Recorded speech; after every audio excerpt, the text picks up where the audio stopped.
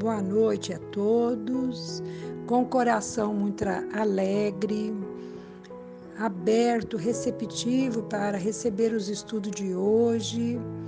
Nós queremos elevar o pensamento a Deus, que é o nosso Criador, e rogar, Senhor, sabedoria, discernimento, misericórdia, e que possamos, com esses estudos que vem acontecendo, em especial o de hoje, melhorar o nosso entendimento, as nossas atitudes, as nossas ações, o nosso comprometimento com o estudo, com o trabalho e com a ação de caridade. Assim, alegremos com essa oportunidade e oremos a Deus toda proteção, bênção e orientação. Que Jesus ilumine o estudioso de hoje e abençoe todos os trabalhadores do Centro Espírita Amor e Caridade. Boa noite. Parábola do Bom Samaritano. E eis que se levantou um certo doutor da lei, tentando-o, e dizendo: Mestre, que farei para herdar a vida eterna? E ele lhe disse: O que está escrito na lei? Como lês? E respondendo ele, disse: Amarás ao Senhor teu Deus de todo o teu coração e de toda a tua alma e de todas as tuas forças e de todo o teu entendimento, e ao próximo como a ti mesmo. E disse-lhe: Respondeste bem, faze isso e viverás. Ele, porém, querendo justificar-se a si mesmo, disse a Jesus: E quem é meu próximo?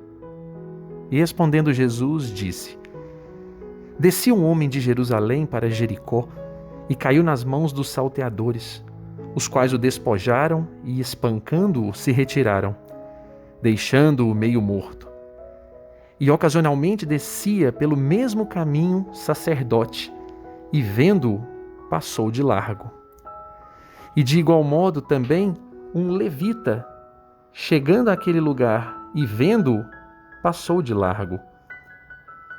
Mas um samaritano que ia de viagem chegou ao pé dele e, vendo-o, moveu-se de íntima compaixão. E aproximando-se, atou-lhe as feridas, deitando-lhes azeite e vinho, e pondo-o sobre o seu animal, levou-o para uma estalagem e cuidou dele. E partindo no outro dia, tirou 2 dinheiros e deu-os ao hospedeiro e disse-lhe: Cuida dele, e tudo o que demais gastares, eu te pagarei quando voltar. Qual, pois, destes 3 te parece que foi o próximo daquele que caiu nas mãos dos salteadores? E ele disse: O que usou de misericórdia para com ele. Disse, pois, Jesus: Vai e faze da mesma maneira. Do Evangelho de Lucas, capítulo 10, versículos 25 a 37. Olá, boa noite. Hoje estamos aqui para falar do conteúdo que nós ouvimos na mensagem inicial, que é a parábola do bom samaritano. Baseei muito na interpretação do Haroldo Dutra Dias e nas reflexões que a gente tem, que é daquilo que a gente já leu também. Então vamos ver o que a gente consegue falar sobre o assunto. Esta parábola, ela está no capítulo 10 do Evangelho de Lucas, ali do versículo 25 a 37 mais ou menos, mas ela começa quase no final do capítulo 9, na ocasião em que Jesus diz: Preciso ir a Jerusalém. Era natural, a Páscoa iria começar. Todo judeu que morasse a uma distância de até 30 dias de caminhada de Jerusalém, ele tinha um dever religioso de ir lá e comemorar a Páscoa. Acontece que Jesus fez uma adicional nessa informação. Ele disse: Preciso passar pela Samaria. E aí todos os apóstolos se preocuparam, porque os judeus e os samaritanos, embora fossem um povo irmão, eles já estavam há séculos separados entre si pelas suas divergências. Ficaram 10 tribos ao norte, compondo a região da Samaria, e 2 ao sul, a tribo de Benjamim e de Judá. Mas para falar dessa divisão toda, nós precisaríamos de um outro momento, de uma outra palestra para isso, porque é muito extenso. E então, alguns apóstolos vão preparar hospedagem para eles na Samaria. Depois de um tempo, retornam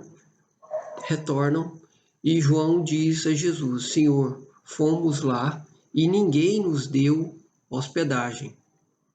E João e Tiago falam para Jesus: quer que eu peça ao Pai que desça fogo do céu e consuma a todos eles?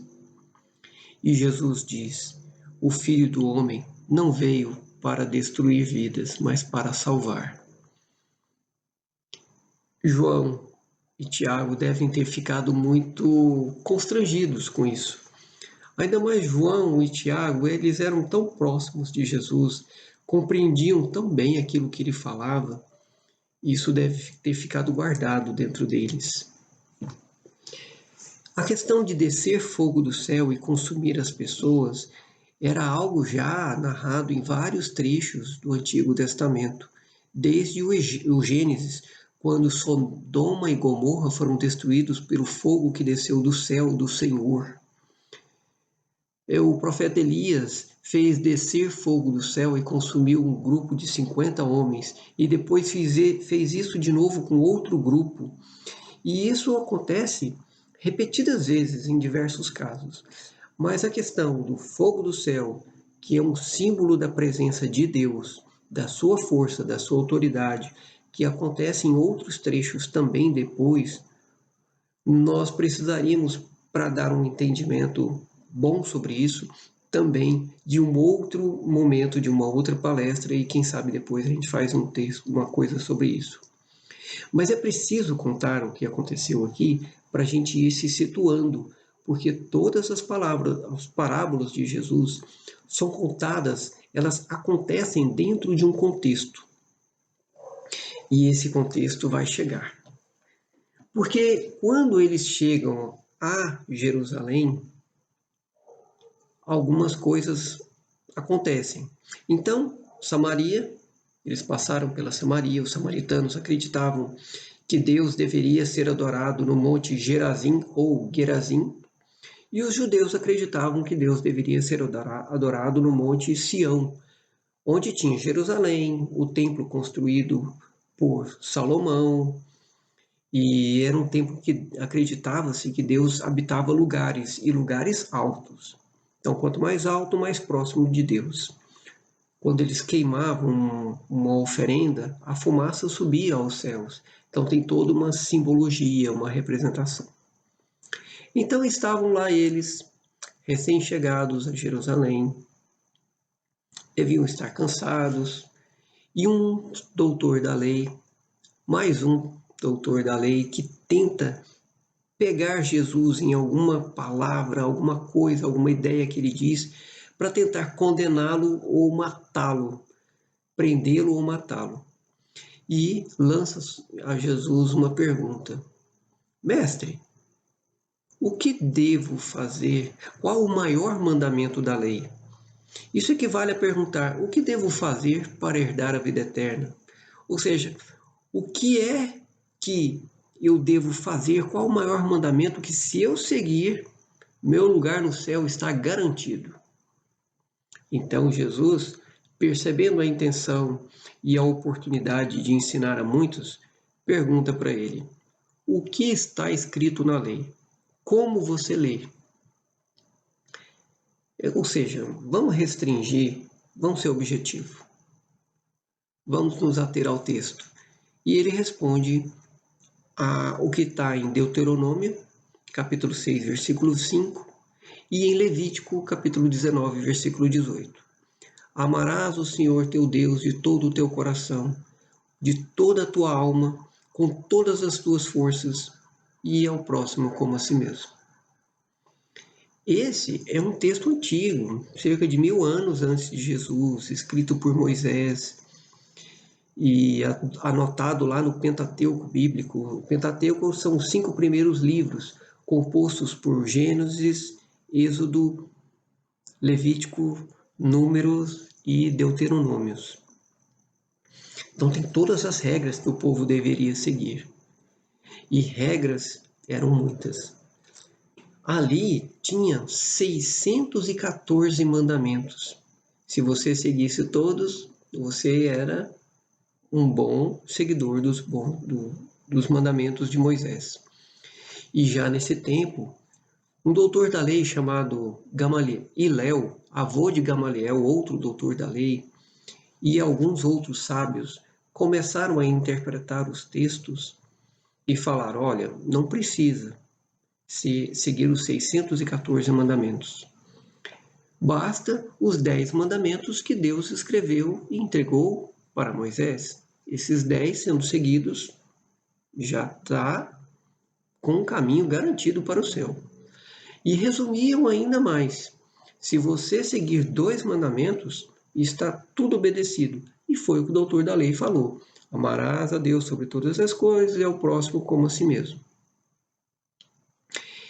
E como é que era entendido isso? Amarás a Deus sobre todas as coisas, para eles, era de todo o teu coração, e coração para eles era a sede dos sentimentos, dos pensamentos também, da razão. Então o judeu praticante, como ele fazia isso? Ele tinha que ser todo um só. Em pensamentos e sentimentos ele tinha que ser único. Não poderia ser 2 pessoas. Eu odeio e eu amo. Não. Se você ama a Deus, então você, de todo o seu coração, você inteiro tem que seguir, tem que ser todo bondade. Então amar a Deus de todo o seu coração é usar toda a tua inteligência, todos os seus sentimentos, demonstrando amor a Deus. E num segundo nível seria amar a Deus de toda a tua alma. E a alma para eles era corpo e espírito. Assim como na doutrina espírita, lá na questão 134, Kardec pergunta: o que é alma? É um espírito encarnado. Como é para nós? É um espírito que está vivendo no corpo, como nós. E então eles tinham que, na prática, viver esse ensinamento da seguinte maneira: com toda a tua alma. Eles iam até Jerusalém, eles caminhavam até lá com seu corpo. Chegavam lá, eles faziam rituais que demonstravam o amor a Deus através dos sacrifícios feitos no templo. E isso era a maneira concreta, externa, exterior, de demonstrar o amor a Deus nesse segundo nível. E, em terceiro lugar, amar a Deus com todas as suas forças, ou seja, colocar todos os seus recursos à disposição do bem para mostrar que você era bom, demonstrando que você amava a Deus com todas as suas forças, colocando tudo que está à sua disposição em favor de Deus.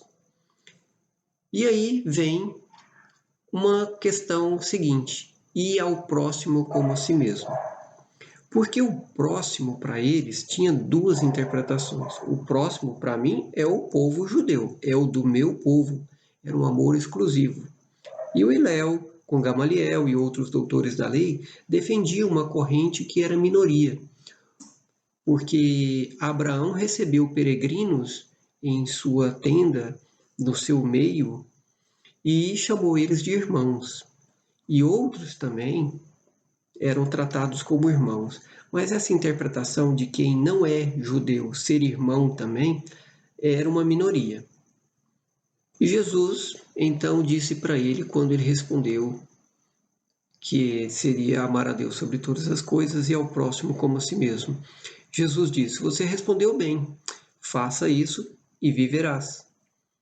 E ele, continuando, ainda pergunta: e quem é o meu próximo? Então, Jesus faz dessa situação a ocasião de contar a parábola do bom samaritano. Então, devemos lembrar que João e Tiago queriam que descesse fogo dos céus sobre os samaritanos. E Jesus contaram a parábola de um bom samaritano é uma situação que serve tanto para o doutor da lei quanto para os seus apóstolos, que ainda estavam no processo de aprendizado. E quando ele diz que o sacerdote passa longe do samaritano caído, do homem que caiu, que os salteadores bateram nele, ele não podia saber se aquele homem estava morto ou vivo. E se ele fosse visto tocando no homem e aquele homem estivesse morto, ele estaria impuro e ele teria que fazer um ritual de purificação para poder trabalhar no templo. Então, ele preferiu passar longe do que tocar nele. Ele estava mais preocupado com as regras sociais, com o que falariam, com o que pensariam dele, do que verdadeiramente com o próximo. Ele estava mais preocupado com as regras do mundo do que com a vontade de Deus. Em seguida, Jesus fala que o levita passou e fez o mesmo. O levita também era alguém judeu que conhecia todas as leis, sabia todas as interpretações, e este também preferiu fazer o mesmo. Mas Jesus, continuando, diz que um samaritano que ia de passagem, não fala se ele subia ou se ele descia, ele ia de passagem, e ele foi tocado de íntima compaixão. Nesta hora, ele fez o seguinte: ele amou a Deus de todo o seu coração, porque quem ama a Deus quer fazer a sua vontade, e ele viu no próximo a ocasião da sintonia com Deus. Foi lá e atendeu. Num segundo nível, amar a Deus de toda a sua alma, é corpo e alma.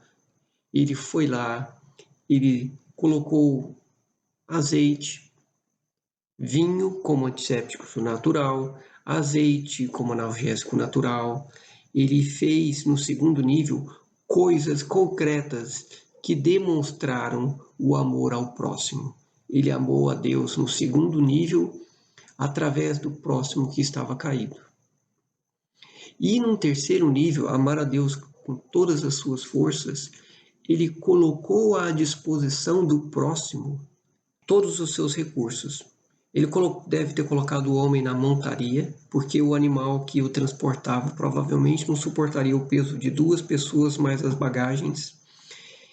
Então ele deve ter ido a pé, levou este homem até uma hospedaria, cuidou dele e no dia seguinte ele deixou 2 moedas e ainda falou: se algo faltar, na volta eu pago. Então ele amou a Deus com todas as suas forças, ao colocar à disposição do próximo o que estava, todos os recursos que estavam à sua disposição. E ao próximo como a si mesmo.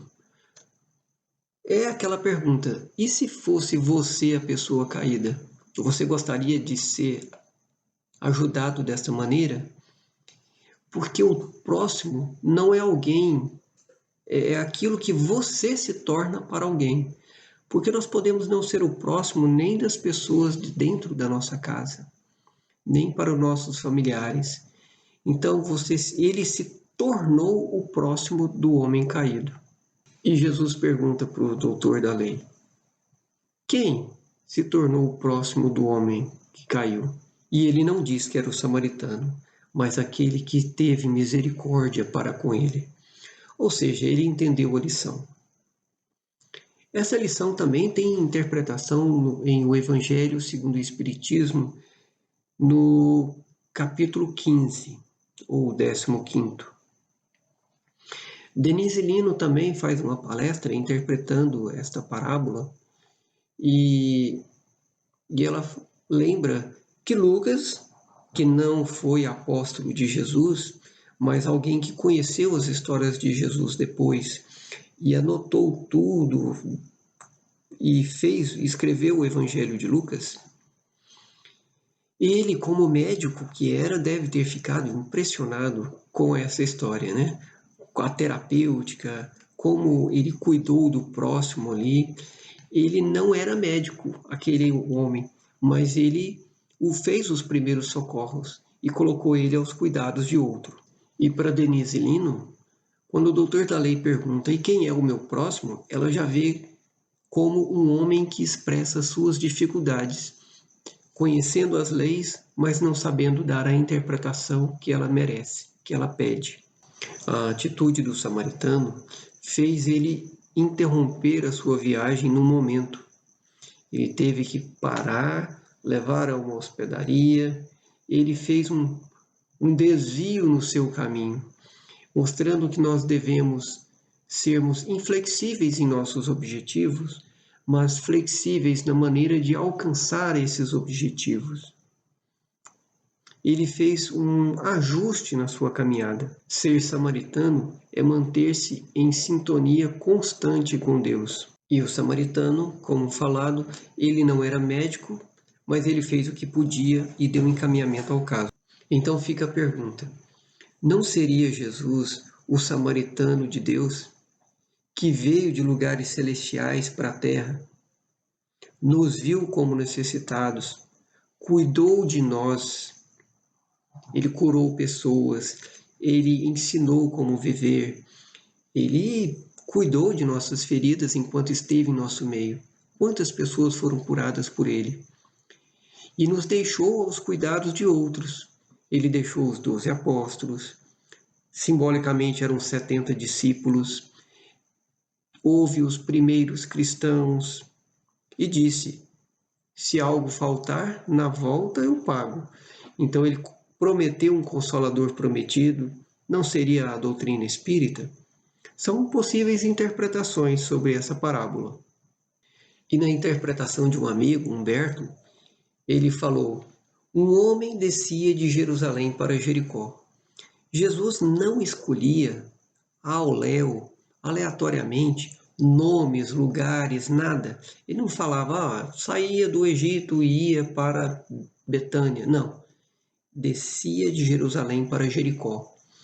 Jerusalém era a cidade alta, então mais próxima a Deus. E ia para Jericó, era uma cidade mais próxima das margens do Mar Morto.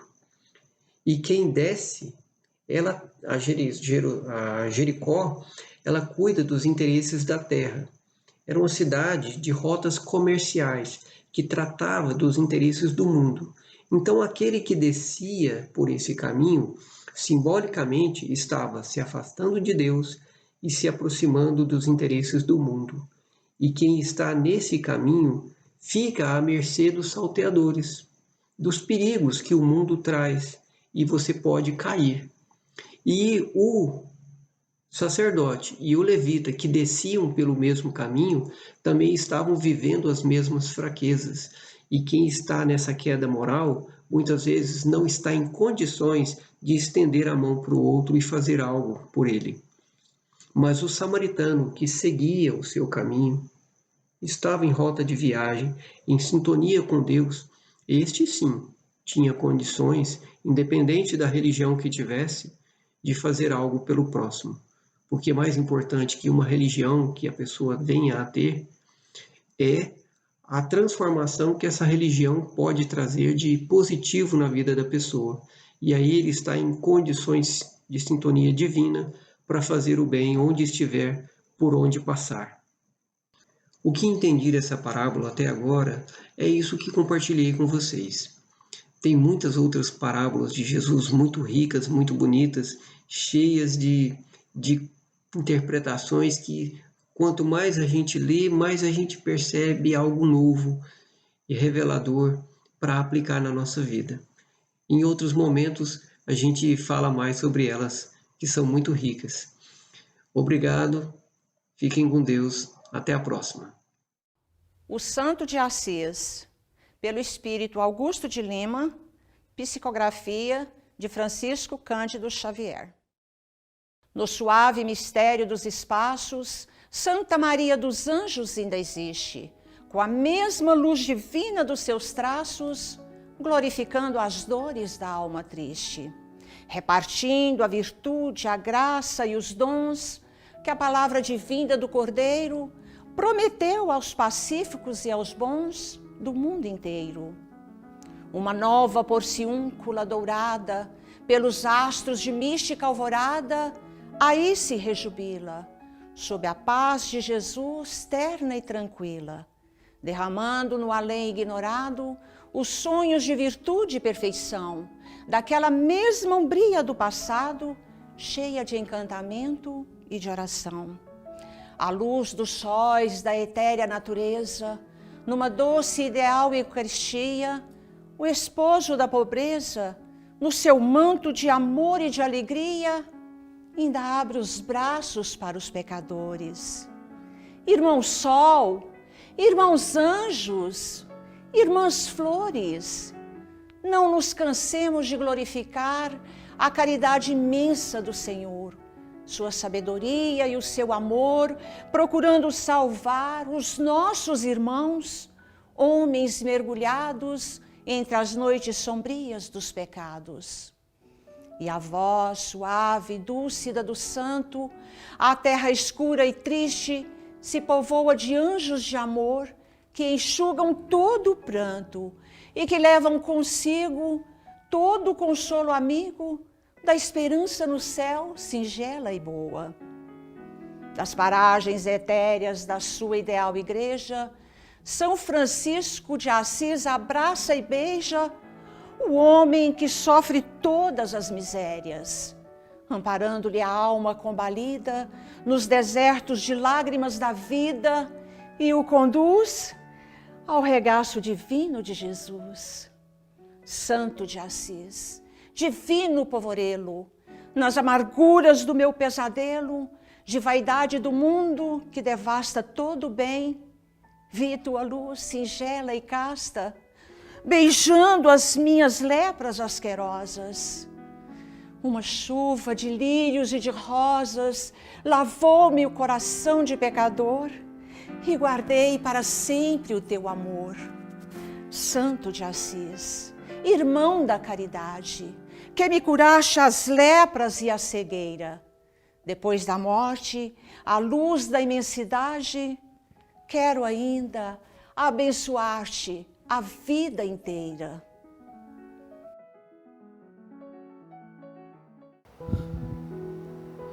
Senhor Jesus, agradecemos novamente as palavras amigas que foram aqui ditas essa noite, que possamos estar sempre conectados à necessidade de nos organizar internamente, a necessidade de refletir em todas as palavras que foram ditas, em todos os momentos de nossa vida, para que possamos estar mais atentos ao bem que a todo momento nos circula, ao amor que a todo momento nos envolve, aos nossos anjos guardiões que a todo momento nos inspiram.